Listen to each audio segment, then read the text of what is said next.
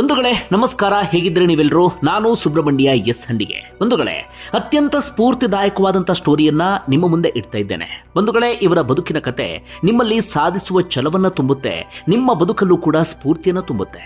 ಬಂಧುಗಳೇ, ಆ ಹೆಣ್ಮಗಳಿಗೆ 20 ವಯಸ್ಸಿದ್ದಾಗ ಮದುವೆ ಮಾಡಿಕೊಡಲಾಗುತ್ತೆ. 21ನೇ ವಯಸ್ಸಿಗೆ ಗಂಡನನ್ನ ಕಳ್ಕೊಳ್ತಾರೆ. ಅದಾದ ಬಳಿಕ ಆಶ್ರಯ ಕೊಡಬೇಕಾಗಿದ್ದ, ನೆರವಿಗೆ ನಿಲ್ಲಬೇಕಾಗಿದ್ದಂತ ಅತ್ತೆ ಮಾವ ಹಿಂದೆ ಮುಂದೆ ನೋಡದೆ ನಿಷ್ಕರುಣೆಯಿಂದ ಮನೆಯಿಂದ ಹೊರಗಡೆ ಹಾಕಿಬಿಡ್ತಾರೆ ಅಥವಾ ಬೀದಿಗೆ ತಳ್ಳಿ ಬಿಡ್ತಾರೆ. ಪರಿಪರಿಯಾಗಿ ಬೇಡಿಕೊಂಡ್ರೂ ಕೂಡ ಯಾವುದೇ ಕರುಣೆಯನ್ನು ಕೂಡ ತೋರಿಸೋದಿಲ್ಲ. ಆಗ ಈ ಹೆಣ್ಣು ಮಗಳು 4 ತಿಂಗಳ ಗರ್ಭಿಣಿ. ಏನು ಮಾಡಬೇಕು ಅಂತ ತೋಚದಂತ ಪರಿಸ್ಥಿತಿ. ಆದರೆ ಇವತ್ತು ಅದೇ ಹೆಣ್ಣುಮಗಳು ಭಾರತೀಯ ಸೇನೆಯಲ್ಲಿ ಲೆಫ್ಟಿನೆಂಟ್ ಕರ್ನಲ್ ಆಗಿ ಸೇವೆಯನ್ನ ಸಲ್ಲಿಸ್ತಾ ಇದ್ದಾರೆ. ಇವರ ಸೇವೆಯನ್ನ ಅಥವಾ ಇವರ ಆ ಜರ್ನಿ ಇತ್ತಲ್ಲ, ಅದನ್ನ ಇವತ್ತು ಇಡೀ ದೇಶವೇ ಹಾಡಿ ಹೊಗಳುತ್ತಾ ಇದೆ. ಹಾಗೆಯೇ ಪ್ರತಿಯೊಬ್ಬರು ಕೂಡ ಇವರ ಬದುಕಿನ ಕತೆ ನಮಗೆ ಸ್ಫೂರ್ತಿ ಎನ್ನುವಂತ ಮಾತನ್ನ ಹೇಳ್ತಿದ್ದಾರೆ. ಆದರೆ ಆ ಪಯಣ ಇತ್ತಲ್ಲ, ಅದು ಸಾಮಾನ್ಯ ಅಲ್ಲವೇ ಅಲ್ಲ. ನಾವೆಲ್ಲರೂ ಕೂಡ ನೆನಪು ಮಾಡಿಕೊಳ್ಳಲೇಬೇಕಾಗಿರುವಂತಹ ಜರ್ನಿ ಅದು. ಹಾಗಾದ್ರೆ ಇವರ ಬದುಕಿನ ಕತೆ ಏನು, ಆ ವಿವರವನ್ನ ಗಮನಿಸ್ತಾ ಹೋಗೋಣ. ಬಂಧುಗಳೇ, ಆ ಹೆಣ್ಣು ಮಗಳ ಹೆಸರು ನಿಧಿ ಮಿಶ್ರಾ ದುಬೆ ಅಂತ. ಮೂಲತಃ ಮಧ್ಯಪ್ರದೇಶದವರು. ಒಂದೊಳ್ಳೆ ಕುಟುಂಬದಲ್ಲಿ ಜನಿಸ್ತಾರೆ. ಒಂದು ಹಂತದವರೆಗೆ ಎಜುಕೇಶನ್ ಪಡ್ಕೊಳ್ತಾರೆ. ಆದರೆ ಚಿಕ್ಕ ವಯಸ್ಸಿಗೆ ಮನೆಯಲ್ಲಿ ಮದುವೆ ಮಾಡುವಂತ ನಿರ್ಧಾರವನ್ನ ತೆಗೆದುಕೊಳ್ತಾರೆ. ಆಗ ಮದುವೆ ಮಾಡೋದಕ್ಕೆ ಯೋಚಿಸಿದ್ದು ನಾಯಕ್ ಮುಖೇಶ್ ಕುಮಾರ್ ದುಬೆ ಎನ್ನುವಂತ ವ್ಯಕ್ತಿಗೆ. ಇವರು ಭಾರತೀಯ ಸೇನೆಯಲ್ಲಿ ಇರ್ತಾರೆ. ಭಾರತೀಯ ಸೇನೆಯಲ್ಲಿ ಇದ್ರು ಎನ್ನುವಂತ ಒಂದೇ ಒಂದು ಕಾರಣಕ್ಕಾಗಿ ನಿಧಿ ಆ ವಯಸ್ಸಿಗೆ ಮದುವೆ ಆಗೋದಕ್ಕೆ ಒಪ್ಪಿಗೆಯನ್ನು ಸೂಚಿಸ್ತಾರೆ. ಯಾಕಂದ್ರೆ ಹಿಂದಿನಿಂದಲೂ ಕೂಡ ಸೇನೆ ಬಗ್ಗೆ ಅಪಾರವಾದಂಥ ಗೌರವ, ಪ್ರೀತಿ ಎಲ್ಲವೂ ಕೂಡ ನಿಧಿ ಮಿಶ್ರಾಗೆ ಇರುತ್ತೆ.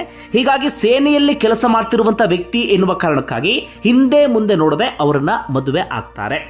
ನಾಯಕ್ ಮುಖೇಶ್ ಕುಮಾರ್ ಭಾರತೀಯ ಸೇನೆಯಲ್ಲಿ ಒಂದೊಳ್ಳೆ ಹುದ್ದೆಯಲ್ಲಿದ್ದರು.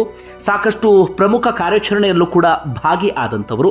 ಆದರೆ ಹೀಗಿರುವಂಥ ಸಂದರ್ಭದಲ್ಲೇ ಯಾರ ಬದುಕಿನಲ್ಲಿ ಯಾವ ಘಟನೆ ಸಂಭವಿಸಬಾರ್ದು ಅಂಥದ್ದೊಂದು ಘಟನೆ ನಿಧಿ ಮಿಶ್ರಾ ಬದುಕಿನಲ್ಲಿ ಸಂಭವಿಸಿ ಬಿಡುತ್ತೆ.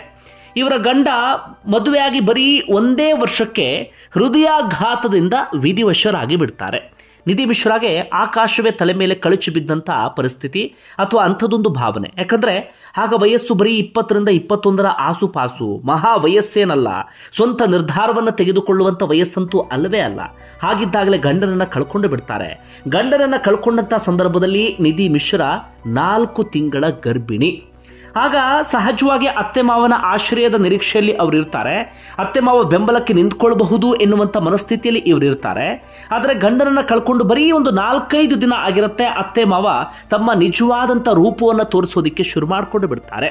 ನಿನ್ನಿಂದ ನಮಗೆ ಯಾವುದೇ ರೀತಿಯಲ್ಲೂ ಕೂಡ ಪ್ರಯೋಜನ ಇಲ್ಲ, ನೀನು ಯಾವುದಕ್ಕೂ ಕೂಡ ಯೂಸ್ ಇಲ್ಲದಂಥವಳು, ನೀನು ಮನೆಗೆ ಕಾಲಿಟ್ಟಂತ ಆ ಕಾಲ್ಗುಳದಿಂದ ಮಗನನ್ನ ಕಳ್ಕೊಂಡು ಬಿಟ್ವಿ, ನಿನ್ನನ್ನು ಮನೆಯಲ್ಲಿ ಇಟ್ಕೊಂಡು ನಾವು ಸಾಕೋದ್ರಿಂದ ನಮಗಂತೂ ಯಾವುದೇ ಯೂಸ್ ಕೂಡ ಆಗೋದಿಲ್ಲ, ಹೀಗಾಗಿ ನಿನ್ನ ಮನೆಯಿಂದ ಕಳಿಸ್ತಾ ಇದ್ದೀವಿ ಅಂತ ಹೇಳಿ ಒತ್ತಾಯ ಪೂರ್ವಕವಾಗಿ ಮನೆಯಿಂದ ಹೊರಗಡೆ ಹಾಕಿಬಿಡ್ತಾರೆ. ಅದೆಷ್ಟೇ ರಿಕ್ವೆಸ್ಟ್ ಮಾಡಿಕೊಂಡ್ರೂ ಕೂಡ, ಪರಿಪರಿಯಾಗಿ ಕೇಳಿಕೊಂಡ್ರೂ ಕೂಡ ಅತ್ತೆ ಮಾವನ ಮನಸ್ಸು ಕರಗಲಿಲ್ಲ.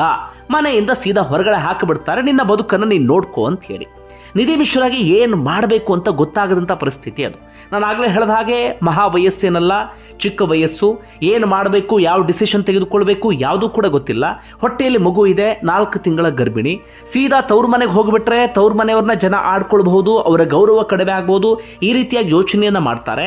ಒಂದಷ್ಟು ದಿನಗಳ ಕಾಲ ಬೇರೆ ರೀತಿಯಲ್ಲಿ ಏನಾದರೂ ಸ್ವಂತ ನಿರ್ಧಾರವನ್ನು ತೆಗೆದುಕೊಳ್ಬಹುದಾ, ಸ್ವಂತವಾಗಿ ಬದುಕನ್ನು ಕಟ್ಕೊಳ್ಬಹುದಾ, ಈ ರೀತಿಯಾಗಿ ಯೋಚನೆ ಮಾಡ್ತಾ ಅಲ್ದಾಡ್ತಾರೆ.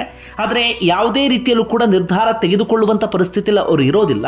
ಯಾಕಂದರೆ ಒಂಟಿಯಾಗಿದ್ದರೆ ಏನು ಬೇಕಾದರೂ ಮಾಡಬಹುದಿತ್ತು. ಆದರೆ ಹೊಟ್ಟೆ ಒಳಗಡೆ ಒಂದು ಮಗು ಇರುತ್ತೆ. ಹೀಗಾಗಿ ಅದ್ರ ಬಗ್ಗೆಯೂ ಕೂಡ ಯೋಚನೆ ಮಾಡಬೇಕಾಗಿರುತ್ತೆ. ಹೀಗಾಗಿ ಸೀದಾ ತವರು ಮನೆಗೆ ಬರ್ತಾರೆ. ತವರು ಮನೆಗೆ ಬರ್ತಾ ಇದ್ದ ಹಾಗೆ ಅಲ್ಲಿ ಅವರಿಗೆ ಆಶ್ರಯ ಸಿಗುತ್ತೆ. ಅದಾದ ಬಳಿಕ ಮಗುವಿನ ಜನನ ಆಗತ್ತೆ, ಗಂಡು ಮಗುವಿನ ಜನನ. ಅದಾದ ನಂತರ ನಿಧಿ ಮಿಶ್ರಾ ಒಂದು ನಿರ್ಧಾರಕ್ಕೆ ಬರ್ತಾರೆ.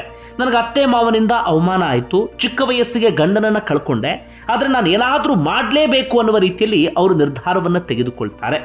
ಅದಾದ ಬಳಿಕ ಓದಿನ ಕಡೆಗೆ ಗಮನವನ್ನು ಕೊಡ್ತಾರೆ. ಅಂತಿಮವಾಗಿ MBAಯನ್ನು ಪೂರ್ಣಗೊಳಿಸ್ತಾರೆ. MBA ಪೂರ್ಣಗೊಳಿಸಿದ ಬಳಿಕ ಒಂದೊಳ್ಳೆ ಕಂಪನಿಯಲ್ಲಿ ಕೆಲಸಕ್ಕೂ ಕೂಡ ಸೇರ್ತಾರೆ. ಹೀಗಿದ್ದಂತಹ ಸಂದರ್ಭದಲ್ಲೇ ಭಾರತೀಯ ಸೇನೆಗೆ ಸೇರಬೇಕು ಎನ್ನುವಂಥ ಯೋಚನೆ ಅವರ ತಲೆಗೆ ಬರುತ್ತೆ.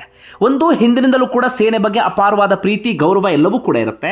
ಜೊತೆಗೆ ಗಂಡ ಕೂಡ ಸೇನೆಯಲ್ಲಿ ಇದ್ದಂಥವರು, ಜೊತೆಗೆ ಅತ್ತೆ ಮಾವು ಕೂಡ ಅವಮಾನವನ್ನ ಮಾಡಿರ್ತಾರೆ. ನಮ್ಮ ಮಗ ಸೇನೆಯಲ್ಲಿ ಇದ್ದ, ಒಂದೊಳ್ಳೆ ಹುದ್ದೆಯಲ್ಲಿ ಇದ್ದ, ನೀನು ಬಂದಂಥ ಕಾರಣಕ್ಕಾಗಿ ಮಗನನ್ನ ಕಳ್ಕೊಂಡು ಬಿಟ್ವಿ, ನಿನ್ನಿಂದ 4 ಪೈಸೆ ಪ್ರಯೋಜನವೂ ಕೂಡ ಇಲ್ಲ. ನನ್ನ ಮಗನ ಹುದ್ದೆ ಇತ್ತಲ್ಲ, ಆ ಹುದ್ದೆಯನ್ನ ಅಂದ್ರೆ ಆ ಸಮನಾಗಿ ನೀನಂತೂ ಹೋಗೋದಕ್ಕೆ ಸಾಧ್ಯವೇ ಇಲ್ಲ. ಈ ರೀತಿಯಾಗಿ ಒಂದಷ್ಟು ಚುಚ್ಚು ಮಾತುಗಳೆಲ್ಲವನ್ನು ಕೂಡ ಆಡಿರ್ತಾರೆ. ಇದು ಕೂಡ ಮನಸ್ಸಿನ ಮೂಲೆಯಲ್ಲಿ ಕೂತಿರುತ್ತೆ. ಹೀಗಾಗಿ ನಾನು ಕೂಡ ಭಾರತೀಯ ಸೇನೆಗೆ ಸೇರಬೇಕು, ಗಂಡನಿಗೊಂದು ಗೌರವವನ್ನ ಸಲ್ಲಿಸಬೇಕು, ಅದೇ ರೀತಿಯಾಗಿ ನಾನು ಬಾಲ್ಯದಲ್ಲಿ ಒಂದು ಕನಸನ್ನ ಕಂಡಿದ್ದಲ್ಲ ಅದನ್ನ ಫುಲ್ಫಿಲ್ ಮಾಡ್ಕೋಬೇಕು ಎನ್ನುವ ರೀತಿಯಲ್ಲಿ ಯೋಚನೆಯನ್ನ ಮಾಡ್ತಾರೆ. ಸೇನೆಗೆ ಸೇರಲೇಬೇಕು ಎನ್ನುವಂಥ ಅನಿವಾರ್ಯ ಪರಿಸ್ಥಿತಿ ಆಗಿಯವರಿಗೆ ಇರೋದಿಲ್ಲ. ಯಾಕಂದ್ರೆ MBA ಮುಗಿಸಿ ಒಂದು ಒಳ್ಳೆ ಕಂಪನಿಯಲ್ಲಿ ಒಳ್ಳೆ ಸಂಬಳಕ್ಕೆ ಕೆಲಸಕ್ಕೆ ಇರ್ತಾರೆ, ಆದರೆ ಸೇನೆ ಕುರಿತಾಗಿ ಯೋಚನೆಯನ್ನ ಮಾಡ್ತಾರೆ. ಆ ಸಂದರ್ಭದಲ್ಲಿ ಅವರ ಗಂಡನ ಬ್ಯಾಚ್ಮೇಟ್ಗಳು ಇರ್ತಾರಲ್ಲ, ಅವರನ್ನ ಸಂಪರ್ಕಿಸ್ತಾರೆ. ಸೇನೆಗೆ ಸೇರಬೇಕು ಅಂದ್ರೆ ಏನು ಮಾಡಬೇಕು ಅಂತ. ಆಗ ಅವರು ಒಂದಷ್ಟು ಸಲಹೆಯನ್ನ ಕೊಡ್ತಾರೆ. ಈ ವಿಡೋಸ್ಗಳಿಗೆ ಅಂದ್ರೆ ವಿಧವೆಯರಿಗೆ ಸ್ಪೆಷಲ್ ಪ್ರಾವಿಷನ್ ಇದೆ. ಆ ಪ್ರಕಾರವಾಗಿ SSBಗೆ ಒಂದು ಅರ್ಜಿಯನ್ನ ಸಲ್ಲಿಸಿ ಅಂತ ಹೇಳಿ. SSB ಅಂದ್ರೆ ಸರ್ವಿಸ್ ಸೆಲೆಕ್ಷನ್ ಬೋರ್ಡ್, ಸೇನೆಯ ಸೇವಾ ಆಯ್ಕೆ ಮಂಡಳಿ ಅಂತ ಕರಿತೀವಿ. ಅದಕ್ಕೆ ಅರ್ಜಿ ಸಲ್ಲಿಸುವಂತೆ ಸೂಚನೆಯನ್ನು ಕೊಡ್ತಾರೆ. ಅದೇ ಪ್ರಕಾರವಾಗಿ ಅರ್ಜಿಯನ್ನ ಸಲ್ಲಿಸ್ತಾರೆ. ಆದ್ರೆ ಅದು ಅಷ್ಟು ಸುಲಭ ಆಗಿರೋದಿಲ್ಲ. ಒಂದು ಫಿಸಿಕಲಿ ಇವರು ಫಿಟ್ ಆಗಿರ್ಬೇಕಾಗತ್ತೆ, ಮತ್ತೊಂದು ಆ ಪರೀಕ್ಷೆಯನ್ನು ಕೂಡ ಪಾಸ್ ಆಗ್ಬೇಕಾಗಿರತ್ತೆ. ಹೀಗಾಗಿ ಅದಕ್ಕೆ ಹಗಲು ರಾತ್ರಿ ಎನ್ನದೇ ಶ್ರಮವನ್ನ ಹಾಕ್ತಾರೆ. ಫಿಸಿಕಲಿ ಫಿಟ್ ಆಗುವ ನಿಟ್ಟಿನಲ್ಲಿ, ಮತ್ತೊಂದು ಕಡೆಯಿಂದ ಎಕ್ಸಾಮ್ ಅನ್ನ ಕ್ಲಿಯರ್ ಮಾಡುವ ನಿಟ್ಟಿನಲ್ಲಿ. ಬರೋಬ್ಬರಿ 5 ಬಾರಿ, ಒಂದಲ್ಲ ಎರಡಲ್ಲ, ಬರೋಬ್ಬರಿ 5 ಬಾರಿ ಪರೀಕ್ಷೆಯನ್ನು ಅಟೆಂಪ್ಟ್ ಮಾಡಿದ್ರು ಕೂಡ ಎಲ್ಲದರಲ್ಲೂ ಕೂಡ ಫೇಲ್ ಆಗ್ತಾರೆ. ಅದನ್ನ ಕ್ಲಿಯರ್ ಮಾಡೋದಕ್ಕೆ ಇವ್ರ ಕೈಯಲ್ಲಿ ಸಾಧ್ಯವೇ ಆಗಲಿಲ್ಲ. ಯಾಕಂದ್ರೆ ಮಗ ಇರ್ತಾನೆ, ಮತ್ತೊಂದು ಕಡೆಯಿಂದ ಅದಕ್ಕೆ ನಿರಂತರವಾಗಿ ಶ್ರಮ ಹಾಕಿದ್ರು ಕೂಡ ಕ್ಲಿಯರ್ ಮಾಡೋದಷ್ಟು ಸುಲಭ ಅಲ್ಲ. ಹೀಗಾಗಿ ಮತ್ತೆ ಮತ್ತೆ ಫೇಲ್ಯೂರ್ ಆಗ್ತಿರ್ತಾರೆ. ಯಾರಾಗಿದ್ರು ಕೂಡ ಸಾಕು ಇದರ ಸಹವಾಸ ಬೇಡ ಅಂತ ಹೇಳಿ ಕೈ ಬಿಡ್ತಾ ಇದ್ರೇನೋ, ಆದರೆ ನಿಧಿ ಮಿಶ್ರ ಒಳಗೊಂದು ಛಲ ಇರುತ್ತಲ್ಲ, ಆ ಛಲ ಮುನ್ನುಗ್ಗುವಂತೆ ಮಾಡ್ತಾ ಇರುತ್ತೆ. ಹೀಗಾಗಿ ಮತ್ತೆ ಮತ್ತೆ ಅಟೆಂಪ್ಟ್ ಮಾಡ್ತಾನೆ ಇರ್ತಾರೆ. ಕೊನೆಯದಾಗಿ 5 ಫೇಲ್ಯೂರ್ ಆದ ಬಳಿಕ 6ನೇ ಬಾರಿಗೆ ಯಶಸ್ವಿ ಆಗ್ತಾರೆ. SSB ಎಕ್ಸಾಮ್ ಅನ್ನ ಕ್ಲಿಯರ್ ಮಾಡ್ತಾರೆ. ಫಿಸಿಕಲಿ ಕೂಡ ಫಿಟ್ ಆಗ್ತಾರೆ. ಅಂತಿಮವಾಗಿ 2017ರಲ್ಲಿ ತಮ್ಮ 32ನೇ ವಯಸ್ಸಿಗೆ ಲೆಫ್ಟಿನೆಂಟ್ ಕರ್ನಲ್ ಆಗಿ ಆಯ್ಕೆ ಆಗ್ತಾರೆ ನಿಧಿ ಮಿಶ್ರಾ ದುಬೆ. ಇವತ್ತು ಅವರನ್ನ ಲೆಫ್ಟಿನೆಂಟ್ ಕರ್ನಲ್ ನಿಧಿ ಮಿಶ್ರಾ ದುಬೆ ಎನ್ನುವಂಥ ಮಾತನ್ನ ಹೇಳ್ತಾ ಇದ್ದೇವೆ. ಆದರೆ ಅವರು ಪಟ್ಟಂತ ಪರಿಶ್ರಮ ಇದೆಯಲ್ಲ, ಅದು ಸಾಮಾನ್ಯ ಅಲ್ಲವೇ ಅಲ್ಲ. ಅದರ ನಡುವೆ ಸೇನಾ ಶಾಲೆಯಲ್ಲಿ ಬೋಧಕಿಯಾಗಿಯೂ ಕೂಡ ಕೆಲಸವನ್ನ ಮಾಡಿರ್ತಾರೆ.